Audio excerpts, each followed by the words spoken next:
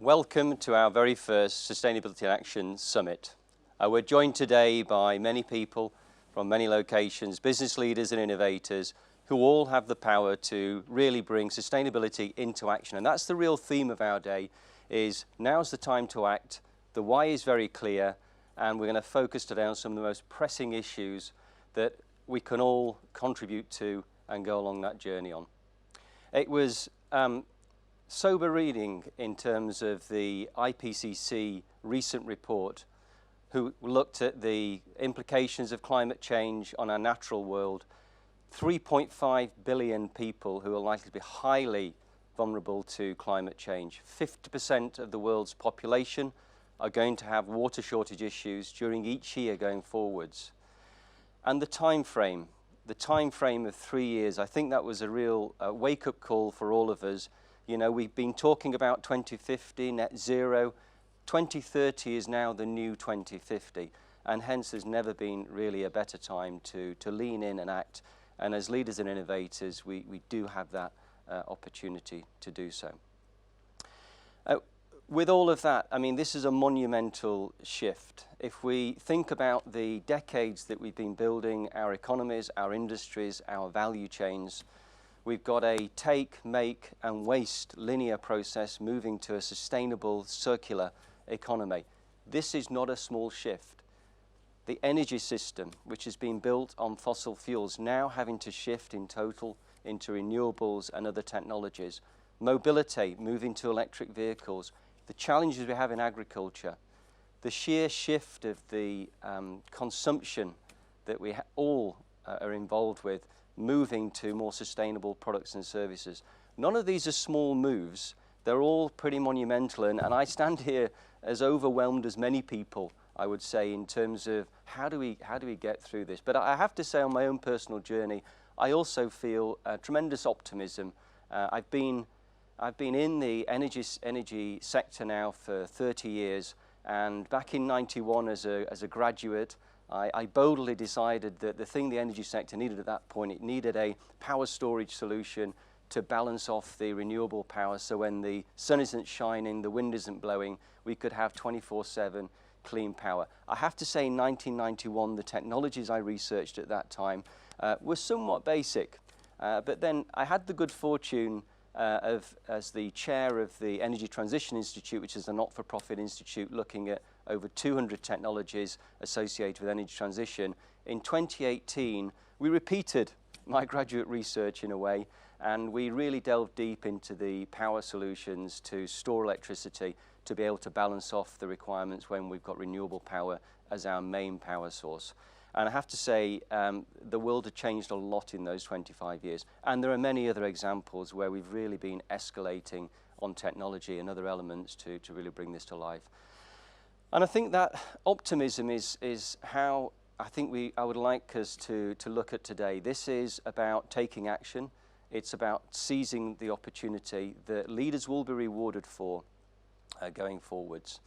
And as we think about the journeys which our own businesses are on, our own communities are on, us as individuals are taking, there are three major drivers that we believe that whether you want to go fast, slow, in what form, they will be the drivers that really shift the pace, and to some degree, we all are going to have to make this journey and become more sustainable in everything that we do.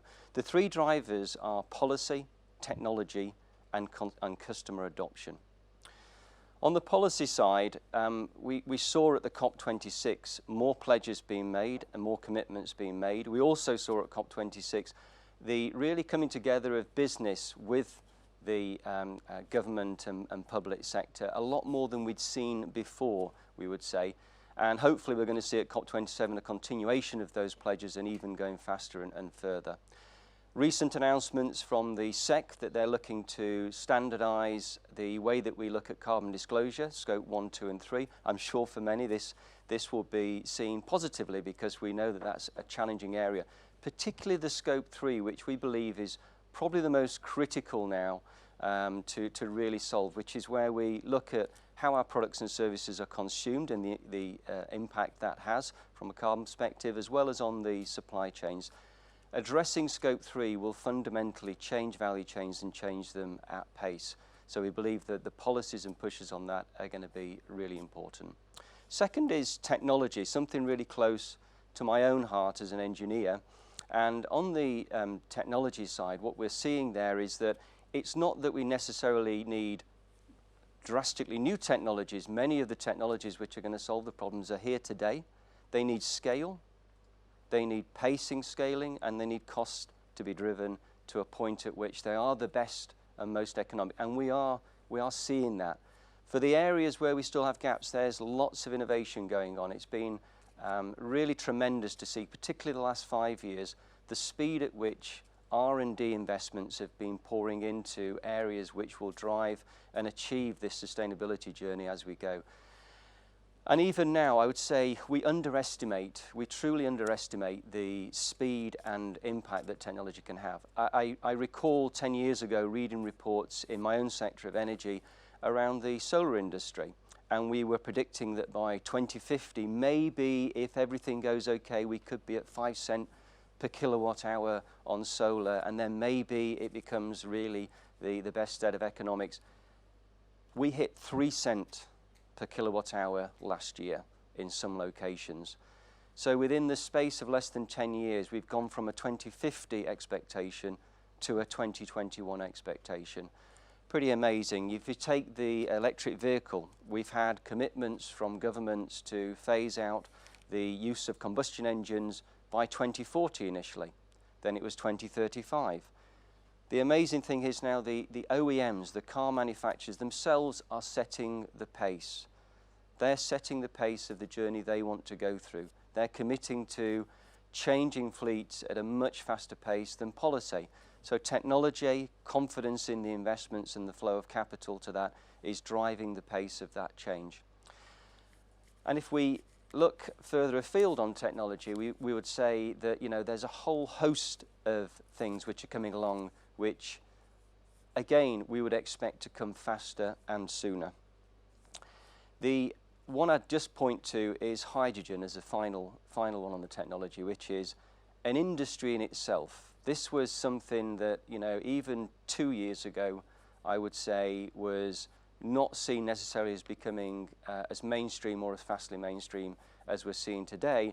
But now we're starting to see hydrogen economics and hydrogen projects of super scale, world scale initiatives going on to really bring forwards that solution as part of the way that we solve the technology aspects here. Human ingenuity will always impress us, always be larger, bigger than we expect, and I hope that continues. The third driver is customer adoption.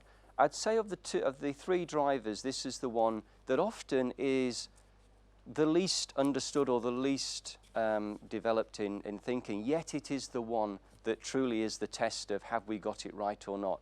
Will my customer buy that different, more sustainable solution to what they had previously? Will the consumer shift behaviors and take on things which are as good, as convenient, as customized, yet still sustainable? Will the consumer shift? Will our customers shift?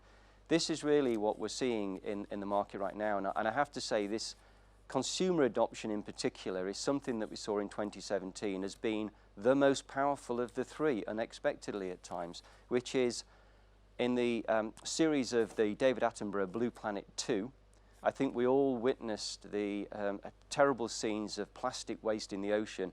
That created an uprising, that created a change, that created a power of the consumer coming together across borders to say, we want something different. Give us something different, we're demanding it. And the consumer goods companies responded. They responded with commitments they knew on the recycled plastics that the supply chains were not ready for. This meant the entire value chain of the packaging, polymers, chemical businesses are having to shift at pace, driven by that consumer power. I would hypothesize we're going to see more of that going forwards. We're going to see more demands for localization. We're going to see more demands for sustainable materials being used. We're going to see more demands for the consumer really leaning in. In fact, I recall in 2010 doing a project with probably the leading consumer goods company at that time in terms of sustainable ambition, where we looked at all 250 manufacturing sites globally. We looked at scope 1, 2 and 3, waste, water, the full footprint, to understand how this change could happen, how they could lean in and really drive and lead the sustainability effort. At that time, research said that less than 1% of consumers were willing to look to substitute into sustainable products and pay a premium for it. Again, 10, 11 years later, we did some research very recently called the ESG elasticity, and within that research, what became very clear from bottom-up consumer research in multiple countries is that the consumers on the majority want to adopt sustainable products and services, and for a significant number are willing to pay the premium. Again, a vast difference, and hence I think the customer adoption and the consumer power here will be quite fundamental to the shift. Maybe as a few thoughts then. So if those are the drivers, and like I said, I do have optimism against each of them if you think about the pace of change, and just think back even 1 year ago and where we are now, and then 2 years ago and where we are now. We really are shifting at pace here, and so we have to, given the recent reports. Often I'm asked by businesses, what are leaders doing in this area? What are the priorities that we should be looking at? What are the priorities that leaders are setting? My immediate response to this is leaders still have a very long way to go. We all have a very long way to go. Collectively, we're all going to have to go on this journey. So there's no right and wrongs here, but there is a need for action. There's a need for where ambitions have been set, where strategies have been defined, is really to move into action and make this a reality.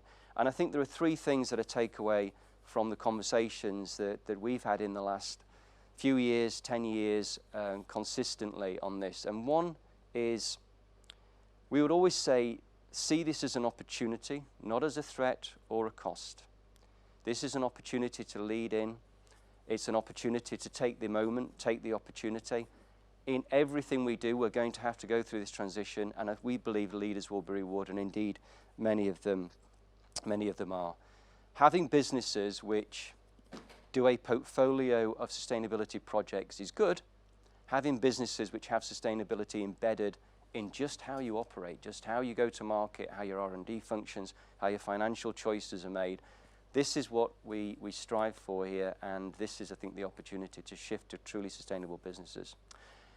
The second thing that we see leaders doing is collaboration. Given the nature of how we're changing our entire industry value chains, products, services, and the implications of Scope 3 on this, the need for collaboration has never been greater. There is no company that has the solution fully in-house in many of these things at scale. So the need for collaboration, the need to form close relationships between companies and between companies and government, again, is really an absolute requirement and an hour capability where, you know, we would say partnership is definitely the new leadership in this area. And the third one is to move fast. You know, there is, if we believe that we are all going to have to take our businesses through this journey, then for every dollar we spend today that doesn't have an outcome that helps us move the pendulum on our sustainability journey, we've simply missed an opportunity. So when we're investing capital, when we're investing in R&D, when we're creating new products or services, if we're not moving this on the sustainability agenda as well as the bottom line shareholder agenda, then we really are missing an opportunity. So moving at pace and making every dollar count, we believe, is a super important. So one, take it as an opportunity, build businesses which are truly sustainable. Two, collaborate, build the ecosystems. And three, move at pace, make every dollar count on this journey. With that in mind, we formed the day, as I said at the beginning, really to be in action, and we're a firm that very much believes in, you know, getting a good answer is great, but getting a great answer really delivered is the most important thing. And so you'll see through the course of the day There's multiple sessions on some of these very pressing topics. We've got some great speakers and external contributors here throughout the day, and we truly hope you enjoy it. We look forward to you collaborating on this, engaging in the questions, and just enjoying the day, and hopefully you all take away something which you want to take into action from today, from tomorrow, to really push your own journeys as you go. Enjoy the day. The first session up, actually, I had the great privilege of having a conversation with Nigel Topping, who's the United Nations high-level change champion, sustainability change champion. And Nigel has really been leading the COP26 efforts and push, and I do hope you enjoy hearing from him on the next session. Thank you very much. Enjoy the day.